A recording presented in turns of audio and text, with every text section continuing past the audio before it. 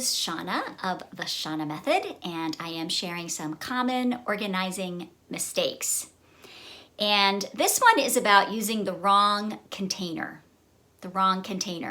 So what I see sometimes, particularly in, for example, a playroom, is that we'll have a big bin and then we throw very tiny things inside of it.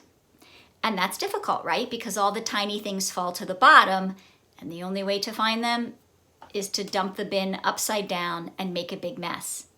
So when you're selecting containers or dividers, what you want to do is scale the storage to be appropriate for the size of what you want to store. So if I have a giant shelf in a closet and I want to store towels, I don't want to add any containers because I want to be able to fold giant towels and fit them in.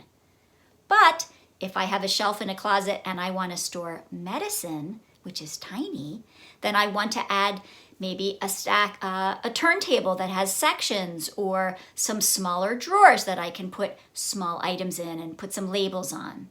So we always want to scale the container to fit the item we are storing. Scale the container to fit the item you are storing.